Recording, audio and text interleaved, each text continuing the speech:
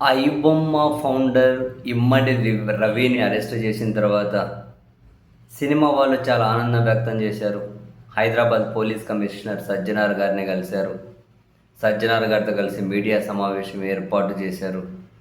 So ఇది ఒక గొప్ప విజయంగా పోలీసులను వాళ్ళు అభినందించారు. సరే, పైరసీ అనేది ఇల్లీగల్, దాన్ని ఎవరు ప్రోత్సహించరు.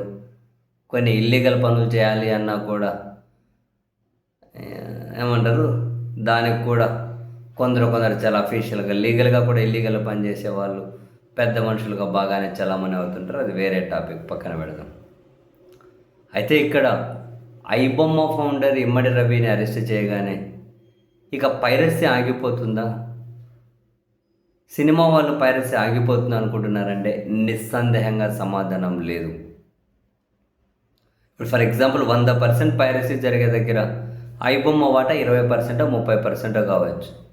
ఇవన్నీ లేవు. ఇంకా movie rules, Tamil rockers, Jio rockers, movies అదే ఇసాయమిని చాలానే ఉన్నాయి వెబ్సైట్లు. ఇవి కూడా చాలా పైరసీకి అడ్డాలే. ఇప్పుడు ఈ ఐబొమ్మ ఫౌండర్ని అరెస్ట్ చేశారు కాబట్టి మిగిలిన వాళ్ళు భయపడతారా అని అంటే, ఇవన్నీ బయటపడితే ఎప్పటికైనా కనుక చట్ట ప్రకారం చర్యలు మాకు తప్పవు అని వాళ్ళకి తెలిసే చేస్తూ ఉన్నారు. ఐబొమ్మ అతన్ని అరెస్ట్ చేయగానే ఇదంతా ఆగిపోదు. ఇంకో విండో ఓపెన్ అవుతుంది, ఇంకో వెబ్ ఓపెన్ అవుతుంది, ఇంకో దగ్గర ఇవన్నీ కనుక ప్రత్యక్షం అవుతూ ఉంటాయి. సో ఆ విషయం సినిమా వాళ్ళకు తెలుసు, పోలీసులకు తెలుసు. దమ్ముంటే పట్టుకోండి అని ఛాలెంజ్ ఇచ్చారు కాబట్టి పోలీసులకు వాళ్ళకు కూడా ఏం చేయాలో దిక్కు తెలియని పరిస్థితుల్లో ఇమ్మడి రవి వాళ్ళ భార్య గారి రూపంలో ఒక లింకు దొరికేసరికి ఆయన ఇక్కడికి రాగానే పట్టుకోగలిగారు. సినిమా వాళ్ళకి ఇది ఒక బిగ్ మూవే, ఒక పెద్ద స్టెప్పే కావచ్చు. పైరవీ నుంచి ఏమంటారు, కాసింత వాళ్ళని వాళ్ళు కాపాడుకోవడం కోసం ఇది ఒక బిగ్ స్టెప్ కావచ్చు. కానీ ఇక్కడితోనే పైరసీ ఆగిపోయే పరిస్థితి ఖచ్చితంగా లేదు.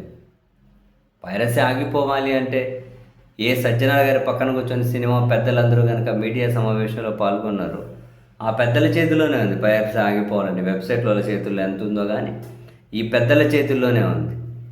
మీ రెమ్యునరేషన్ తగ్గించుకొని హీరో అనబడేవాళ్ళు, సినిమా బడ్జెట్ తగ్గించండి, సినిమా టికెట్ ధరలు అందుబాటులో ఉంచండి, ఆ సినిమాల్లో తినే తిండి ఏదైతే ఉంటుందో, తాగే నీళ్ళు పెట్టండి, ఫస్ట్ తినే తిండి ఏదైతే ఉంటుందో కనీసం అవన్నీ అందుబాటులో ఉంచండి. సినిమాను ఫస్ట్ లగ్జరీ చేసేయకండి.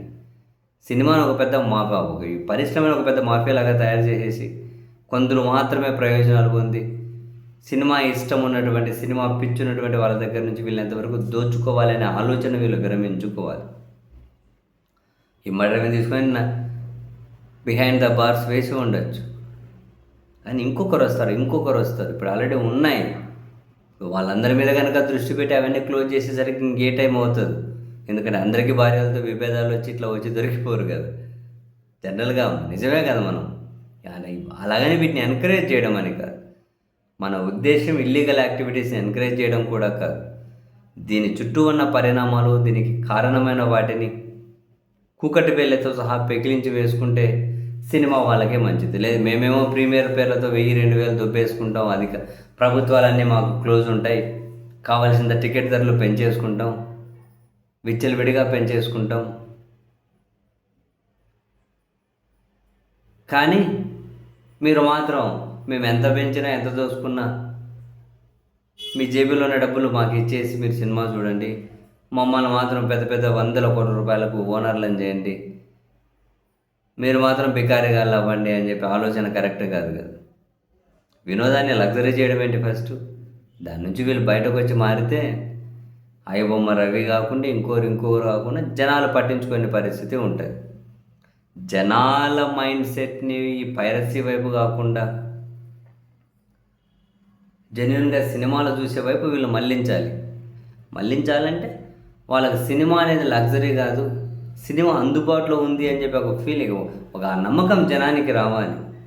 అది రానంత వరకు ఎంతమందిని పట్టుకుంటే ఇంకోరు వస్తూ ఉంటుంది. పైరసీ ఇక్కడ ఆగిపోయి ఉంటుందా? చూడండి, మళ్ళీ సినిమాలు రిలీజ్ అయ్యేసరికి పైరసీ ఆగిపోయిందో ఇంకో రూపంలో వచ్చి మీ మీద పడుతుందో మీరే టెస్ట్ చేసుకుందరు కానీ.